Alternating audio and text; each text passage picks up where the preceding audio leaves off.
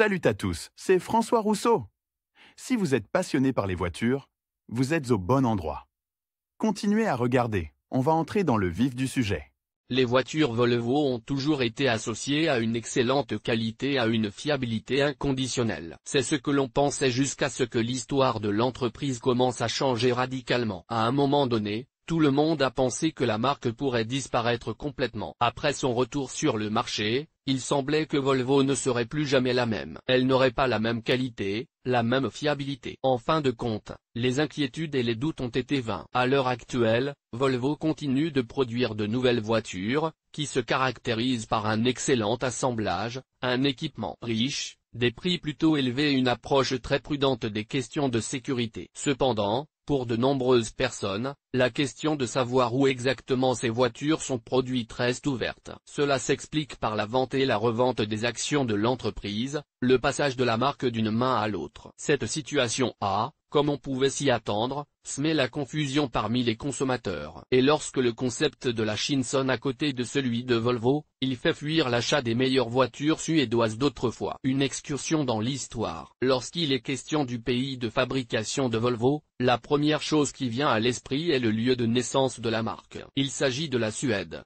Oui, l'entreprise est née dans ce pays et plusieurs sites de production s'y trouvent aujourd'hui. Mais depuis sa création, l'influence de Volvo s'est étendue, ce qui a permis de ramifier l'assemblage, en organisant des lignes de production dans plusieurs pays à la fois. Aujourd'hui, l'entreprise a plusieurs secteurs d'activité principaux. La production de voitures particulières, la fabrication de véhicules utilitaires, la fourniture de pièces et de pièces de rechange, l'assemblage et la fourniture de moteurs, fabrication de composants pour camions, etc. Si nous parlons de camions, nous parlons d'une branche de l'entreprise, qui s'appelle Volvo Truck Centre et qui est basée à Kaluga. En fait, cette filiale n'a aucun lien direct avec la production de voitures particulières. Mais tout a commencé avec une usine suédoise relativement petite, située dans la ville de Göteborg. C'est là qu'en 1927, la première voiture de marque Volvo est sortie de la chaîne de montage. Pendant plus de 70 ans, Volvo a fait partie intégrante du groupe Volvo. Mais en 1999, la marque a été vendue. Elle est alors passée aux mains du géant américain de l'automobile représenté par Ford. Les Américains n'ont toutefois pas pu conserver longtemps la marque suédoise. En effet, la société n'était pas rentable et il n'était pas rentable de la maintenir en activité. En conséquence, la direction de Ford a décidé de se débarrasser de Volvo en la mettant en vente. Après 11 ans de détention, Volvo a été racheté à Ford par le constructeur automobile chinois Geely. Ce fut une période difficile pour l'entreprise, car la faible rentabilité et les chiffres de vente médiocres ont été remplacés par le transfert sous l'égide du constructeur automobile chinois, qui n'était pas encore suffisamment reconnaissable à l'époque. Tout le monde craignait que cela n'entraîne une baisse de la qualité, une diminution significative des postes et une baisse de la cote de Volvo. Mais dans la pratique, tout s'est avéré différent. Depuis 2010, lorsque les Chinois ont racheté Volvo aux Américains, la période de formation et de relance de la marque a commencé. Geely a réussi à élaborer correctement une stratégie de développement et a investi dans Volvo, ce qui a pleinement porté ses fruits. Avec le lancement de la production de voitures nouvelles et modernisées, les nouveaux propriétaires se sont fixés pour objectif de modifier radicalement la gamme de modèles, d'augmenter considérablement la capacité de production et de renforcer la position de Volvo sur le marché mondial. Et ils y sont parvenus jusqu'à présent. Aujourd'hui, la vente de voitures sous la marque Volvo est assurée par plus de 2300 concessionnaires, répartis dans 100 pays. À la fin de l'année dernière, l'effectif total du constructeur automobile dans le monde s'élevait à plus de 38 000 personnes. Au cours de la même année 2017, l'entreprise a réussi à vendre près de 600 000 de ses voitures de différentes classes et segments. C'est la 4e année consécutive que Volvo enregistre des records de vente. Les résultats de 2018 promettent d'être tout aussi fructueux, mais les résultats du rapport annuel n'ont pas encore été résumés. Sur le plan financier, le bénéfice d'exploitation de l'année dernière s'est élevé à 14 millions de couronnes, contre 11 millions en 2016. Le chiffre d'affaires annuel a atteint 210 millions de couronnes, alors qu'un an plus tôt, ce chiffre était à l'époque un record de 180 millions. Le siège principal est situé à Göteborg, en Suède, le berceau de la marque. C'est là que l'entreprise développe ses produits, réalise des opérations de marketing et de planification, et s'occupe des processus administratifs. En 2011, elle a ouvert 2 bureaux en Chine. Il se concentre davantage sur le marché intérieur. Le siège chinois a pris en charge les ventes, le marketing, les achats et le développement, ainsi que d'autres fonctions de soutien. Lire aussi, qui est ou assemble les voitures de la marque tchèque Škoda. Fabrication des voitures.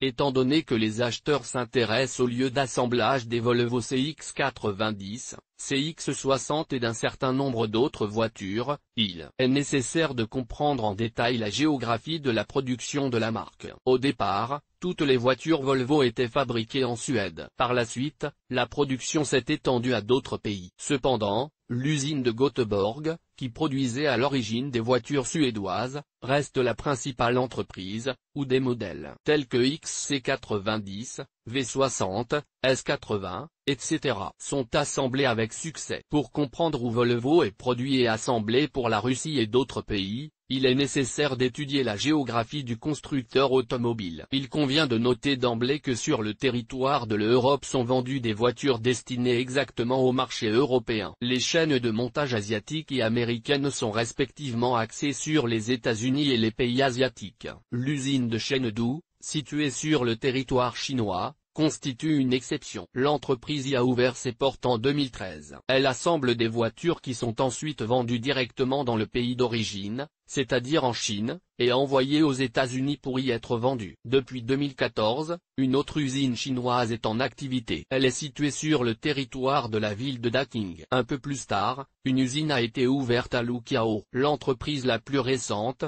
qui s'occupe de l'assemblage de Volvo, est l'usine de la ville de Charleston, située en Caroline du Sud, aux États-Unis. Volvo pour la Russie.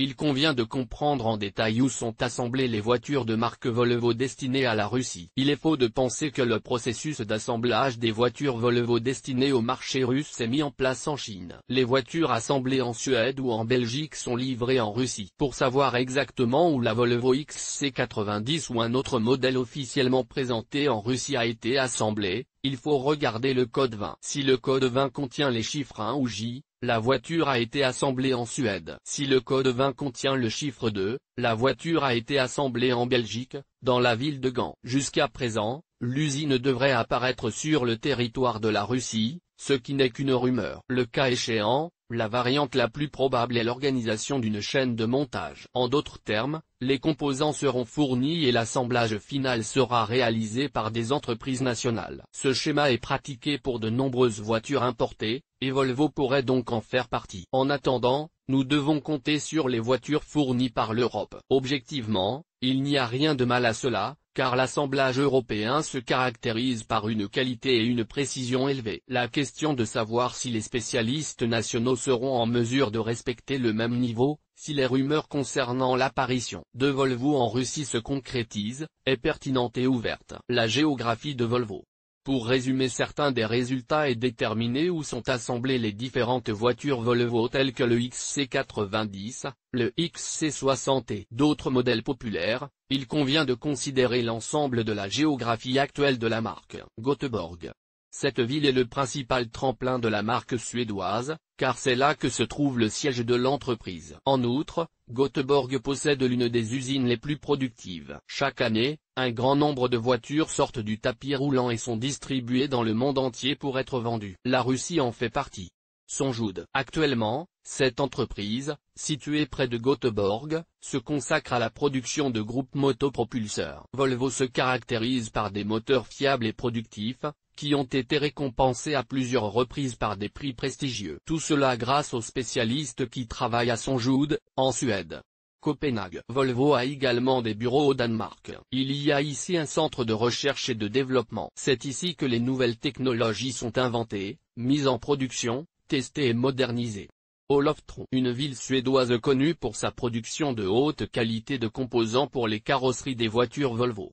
Gand. L'un des principaux sites de production de la marque Volvo est situé en Belgique. C'est là que se déroule l'ensemble du cycle de production. En termes de qualité d'assemblage, les spécialistes de Gand sont considérés comme les meilleurs du secteur. En effet, les voitures qui sortent de la chaîne de montage en Belgique se caractérisent par un excellent ajustement de toutes les pièces. On ne peut pas dire que les autres usines soient bien moins performantes dans ce domaine. Mais pour une raison ou une autre, on pense généralement que les meilleurs Volvo sont fabriqués à Göteborg et à Gand. Silicon Valley. Un autre centre de recherche et de développement situé dans la Silicon Valley américaine. Charleston. L'usine la plus récente où se déroule le cycle de production complet des voitures de marque Volvo. Inaugurée en 2018, l'usine contribuera à répondre à la demande de voitures suédoises de la part des Américains. Volvo a toujours été populaire sur le marché nord-américain, mais les voitures devaient auparavant être expédiées depuis d'autres continents. La décision de Geely résoudra en grande partie le problème des longs délais de livraison des voitures aux consommateurs finaux. Daking. Usine relativement récente située à Daking, en Chine. Elle est apparue après l'acquisition de la marque Volvo par Geely. Les voitures assemblées ici sont principalement destinées au marché local. L'entreprise est en activité depuis 2014. Zhejiakou. Ville chinoise également où est concentrée la production du groupe motopropulseur de toute la gamme de voitures particulières de Volvo. Luqiao. Usine en Chine, engagée dans le cycle complet de production des voitures de la marque suédoise.